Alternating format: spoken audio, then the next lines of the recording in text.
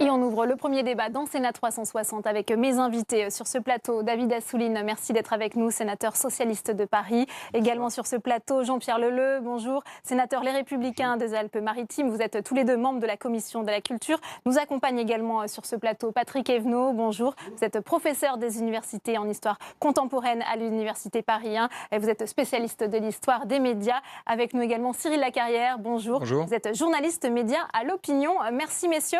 David Assouline, après plusieurs annulations, plusieurs reports, la Commission de la Culture a enfin obtenu cette audition publique, ouverte à la presse. Qu'avez-vous pensé de la prestation de Vincent Bolloré ?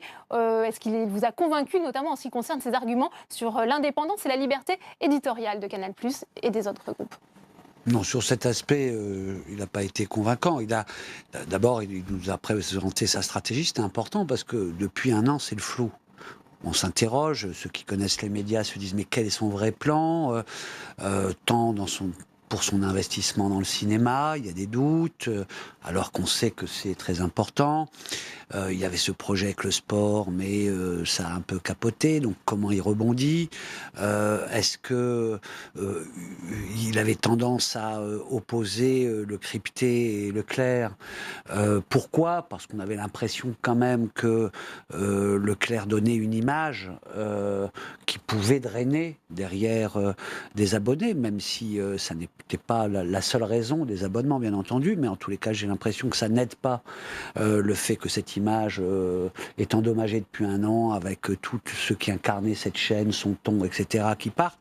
Bon, donc il y avait toutes ces questions, mais sur la question qui m'intéressait le plus, parce qu'on se bat, parce qu'on sort d'un débat dans l'hémicycle sur ces questions, qui est dans ce contexte particulier de groupes dont les actionnaires ne sont pas du métier des médias, les interférences qu'on appelle la concentration. Il ne m'a pas convaincu sur le Crédit Mutuel. On ne peut pas dire que c'est parce que ce qu'il y avait dans cette enquête avait été révélé par Mediapart qu'il a été déprogrammé. La chronologie n'est pas celle-là. Et les connaisseurs le savent. Donc voilà, on pose la question, il peut dire ça n'a rien. Mais il ne convainc pas parce qu'on a les éléments. Ensuite, surtout quand on les met en perspective. Parce que moi, au début, j'avais considéré que, fallait entendre, peut-être ils avaient fait une bêtise, mais que c'était pas une ligne. Or, je constate que le Publi-Reportage INI, à la suite d'une intervention de ce type, il y a eu 89,5% de la rédaction d'ITélé qui a voté une défiance, donc c'est pas marginal, que depuis 6 mois, la rédaction demande qu'il puisse y avoir l'écriture d'une charte de déontologie avec la direction, qu'on leur a même pas répondu. Donc, quand je mets bout à bout, je dis... On va demander à Jean-Pierre Leleux. Voilà, il y a un problème. Oui, bien sûr. Jean-Pierre Leleux, on le disait en pleine navette sur cette proposition de loi sur l'indépendance des médias. Au sortir de cette audition, vous avez l'impression qu'il faut vraiment la renforcer, cette indépendance des médias ? Oui, juste une première impression sur l'audition de ce matin. On a quand même rencontré un chef d'entreprise conquérant qui a amené sa petite entreprise familiale en 35 ans à un groupe qui fait partie des 200 premiers d'Europe. Et donc, cela mérite un coup de chapeau en tant que chef d'entreprise et que dirigeant d'entreprise en France. On a besoin de personnes conquérantes. Et lui, son souci, c'est de devenir visible dans un contexte où les opérateurs américains sont quasi en exclusivité sur ces sujets. Donc pour ça, il mérite d'être encouragé. Maintenant, il faut faire attention, car nous sommes très attentifs au Sénat, toutes tendances confondues, à ce que le téléspectateur ait devant son écran une vision objective de ce qui lui est dit. Qu'est-ce qu'il y a caché éventuellement derrière? Et entre l'actionnaire et la direction de la rédaction, il faut que les relations soient clairement identifiées et qu'il n'y ait pas d'interventionnisme de l'actionnaire sur la rédaction, que surtout dans une chaîne d'information ou une chaîne qui produit des émissions documentaires ou d'information. Donc ça, il y a là des règles que le Parlement est en charge d'établir, et puis il y a des censures qui doivent être exercées par les opérateurs compétents, le CSA, l'autorité de la concurrence, les tribunaux le cas échéant, pour que cette réglementation soit respectée. Il y a eu beaucoup de polémiques ces derniers temps à propos d'ITélé et de Canal+. Il faut être très vigilant. J'espère que cela aura probablement, je l'espère en tout cas, servi d'enseignement pour réguler mieux cette transparence et cette indépendance des rédactions par rapport à l'actionnaire. Oui, Patrick Evenot. Oui, alors moi je suis historien des médias, mais je suis aussi président de l'Observatoire de la déontologie de l'information. Donc j'ai une double casquette et une double vision. La première vision de l'historien, c'est face à cette assemblée ce matin, j'ai été étonné parce que d'un côté, il y a la logique des affaires. Comme disait Octave Mirbeau, les affaires sont les affaires. Et on n'a pas de sentiments et on n'a pas d'état d'âme. Et de l'autre côté, on a une logique à la fois politique et journalistique d'indépendance des rédactions qui est tout à fait souhaitable. Et en tant que président de l'Observatoire de la déontologie, j'en suis tout à fait... Je trouve que c'est très important. Mais ce conflit entre les deux qu'on retrouve dans toutes les industries culturelles, qui sont à la fois des contenus d'un prix inestimable, parce qu'intellectuellement, culturellement, politiquement, etc., c'est inestimable, et en même temps fourni par des entreprises qui, elles, doivent faire des affaires, puisque les entreprises sont là pour ça. Et donc, on a un conflit là. Alors, effectivement, il faut sans doute arriver à cadrer M. Bolloré et quelques autres, parce qu'il n'est pas le seul concerné, mais je crois aussi que c'est vraiment aux journalistes à se saisir de leur propre destin et à faire savoir quand il y a un problème, c'est leur meilleur moyen. Et ce sont les gens qui ont la parole, donc ils peuvent effectivement faire savoir. Et donc peut-être que recadrer, certes, mais du point de vue législatif, alors je sais qu'il y a la loi qui est en route, et moi ce qui m'embête, c'est qu'il y a beaucoup plus de pouvoir confié au CSA, alors que le journalisme et l'information, c'est un tout systémique. Si vous voulez bien, on va entendre Cyril Lacarrière. C'est vrai qu'un mot peut-être aussi sur l'homme, Bolloré, on a vu qui assume à la fois bien un rôle quasiment de victime. Je suis là pour prendre des coups, a-t-il dit, mais aussi il s'est posé en tant que sauveur. Je suis à la fois le problème et la solution. Oui, Vincent Bolloré se présente effectivement depuis assez longtemps comme la conséquence de tous les problèmes de Canal+, de tous les maux de Canal+, et son arrivée à la tête de cette chaîne, enfin de Vivendi plutôt, c'est effectivement lié à toutes les erreurs de toutes les équipes précédentes. Il a raison sur un point, Canal+ était arrivé à une fin de cycle, peut-être que le modèle même était à bout de souffle et qu'il fallait le renouveler là-dessus. C'est difficile de le contredire. Et même, on peut imaginer que ce qu'il évoque en disant que Leclerc va disparaître ou se réduire à une portion congrue au profit du crypté, ça peut avoir un sens. Quand il évoque le cas de Sky en Angleterre, ça a un sens. Effectivement, on va certainement dans une direction qui peut être la bonne, en tout cas qui correspond à ce qui se passe aujourd'hui partout dans le monde. Donc, oui.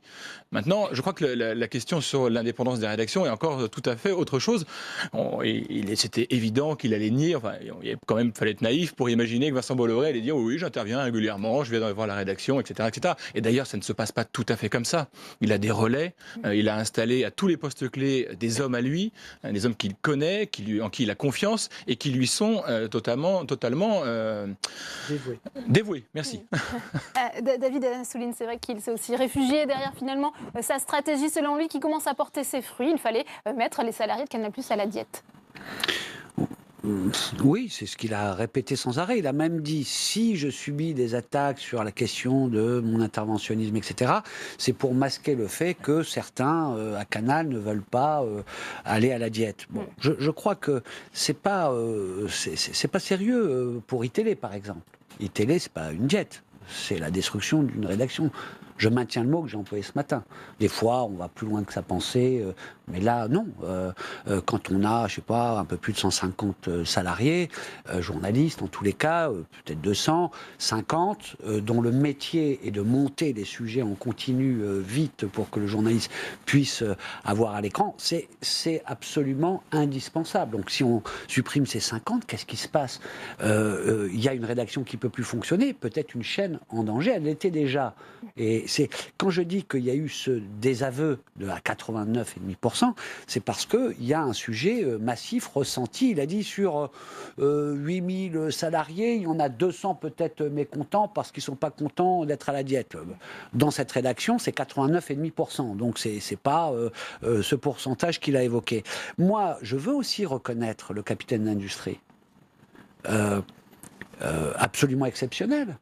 Sauf qu'on ne peut pas constamment se réfugier derrière ces résultats, que je salue, je le répète. Et je sais aussi ce qu'il a fait à Paris. Canal+, s'est redressé, c'est ce qu'il a dit. Oui, mais non, mais ça on verra. C'est pas lui qui peut l'affirmer là. Parce que pour l'instant, partout où l'équipe Canal+ va faire des relations institutionnelles, ils nous disent ça va très très mal, comprenez, à un moment donné, si on ne répare pas les actionnaires... Ça fait partie de la stratégie peut-être aussi, oui, ça, mais, donc là, oui, mais moi, j'entends les stratégies. On se souvient, il y a quelques mois, de la lettre adressée à tous les collaborateurs où Canal+ était en faillite.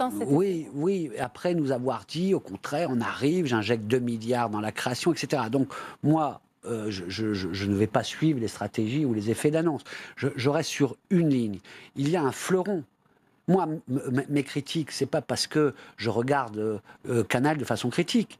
Moi, j'adore Canal. Et c'est parce que ce qu'il a représenté n'est pas seulement en mutation, parce que peut-être qu'il y avait des mutations à faire, même certainement, mais parce que là même, y compris cette impertinence, cette critique possible, on se disait chapeau bas, qu'on puisse se moquer, y compris de ses propres dirigeants. Aujourd'hui, on sent que c'est un peu l'inverse, et c'est TF1, France Télévisions, etc., qui peuvent se permettre d'afficher cela. Avant, on disait Bouygues, on disait Lelay, voilà, donc moi, je veux absolument que l'information soit libre dans ce pays et que, groupe privé ou pas groupe privé, M. Bolloré a choisi de rentrer dans les médias. C'est pas la même chose que les transports, que les ports en Afrique. C'est pas le même matériau. La culture et l'information ne sont pas des marchandises. C'est ce ton impertinent qu'on connaissait à Canal+. Écoutez, oui, enfin moi je veux retenir les choses positives de cet entretien de ce matin. Mais oui, Vincent Bolloré s'est engagé à maintenir son financement du cinéma. On sait quelle inquiétude était dans les esprits ne serait-ce qu'à Cannes et dans les mois passés sur l'investissement dans le cinéma. Ce matin, il s'est engagé, il a confirmé qu'il repartait. C'est une parole de papier. Pareil. Non, mais il y a des accords. Il y a des accords qui sont signés jusqu'à fin 2019. On ne peut pas non plus toujours dire que ce sont des paroles de papier. On ne peut pas non plus, dans notre pays, toujours tirer à boulet rouge sur les hommes qui réussissent. Moi, oui. David Assouline a tiré un coup de chapeau devant le capitaine d'industrie. Ce point positif, défendons-le. C'est effectivement un des rares groupes, peut-être même le seul en France, pas tous les droits. Qui puisse, bien sûr, on est d'accord. C'est notre rôle au Parlement de le dire. Je veux retenir ça. Je veux retenir ça. C'est le seul groupe qui est capable aujourd'hui, peut-être, de rivaliser, de s'installer pour défendre la culture française et européenne dans les médias mondiaux. C'est peut-être le seul à pouvoir le faire. Donnons acte de ça. Après, il y a d'autres sujets, on les a évoqués, il faut les canaliser, il faut les réguler, c'est certain, c'est vrai dans toutes les structures médiatiques, de la presse écrite comme de la presse audiovisuelle, et on est là aussi pour Cyril Lacarrière, ça ne lui donne pas tous les droits, effectivement, même si c'est un capitaine d'industrie dont ça me droit, mais après, est-ce que c'est le seul groupe, je ne sais pas, mais en tout cas, c'est un des seuls qui a les moyens et qui a à sa disposition une palette de contenus unique en France. Il y a Universal Music au sein de Vivendi. Je veux dire, il y a Universal Music, il y a Canal+, il y a Canal Sat. Il a des droits sportifs. Il a fait des alliances en Italie qui lui donnent aussi des droits de diffusion de foot là-bas. Enfin, vraiment, il y a un potentiel impressionnant au sein du groupe Vivendi pour permettre un développement et pour pouvoir rivaliser. Alors, rivaliser avec Netflix, peut-être pas, mais en tout cas, installer un véritable géant français. Ça, c'est possible. Maintenant, encore une fois, ça ne justifie pas tout et ça ne justifie pas d'avoir à un moment un interventionnisme sur des rédactions, si tant est qu'il en est, lui s'en défend. Mais... Patrick Evenou, c'est vrai qu'il y a à la fois ce potentiel, mais aussi ce problème de la concentration de toutes ces activités. Il veut se poser et construire un grand champion français de la culture. Ça, qu'est-ce que ça vous inspire comme projet ? C'est pas aussi simple que ça, parce que Bolloré, c'est en même temps un financier. Il a mis entre 3 et 4 milliards d'euros pour racheter les 15% de Vivendi. Maintenant, il s'est payé en partie sur la bête en se donnant un dividende exceptionnel et en faisant des rachats d'actions qui lui permettent de remonter encore un peu plus dans le capital, mais c'est Vivendi qui lui rembourse finalement. Donc c'est pas avec ça qu'on investit dans les contenus. C'est de la mécanique financière qui permet effectivement au groupe Bolloré de s'enrichir, tant mieux pour lui.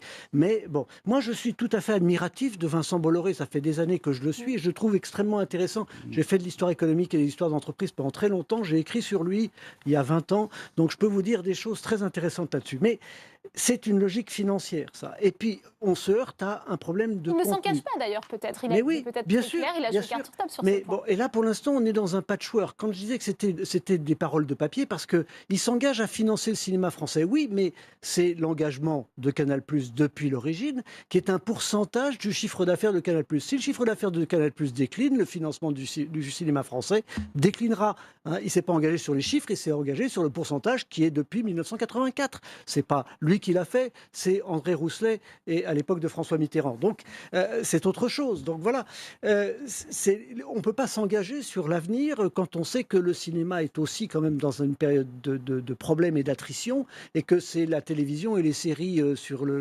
qui sont en train de monter. Et le cinéma français n'a pas assez investi sur la télévision et sur les séries. Donc c'est un véritable problème. Donc vous voyez, c'est pas simple, quoi. Rien n'est simple, effectivement, et on n'est pas là pour simplifier la situation, mais pour la faire comprendre aux téléspectateurs. David Assouline, sur cet aspect bien construction d'un grand champion de la culture française, un modèle qu'on puisse bien exporter comme une sorte de vitrine, qu'en pensez-vous ?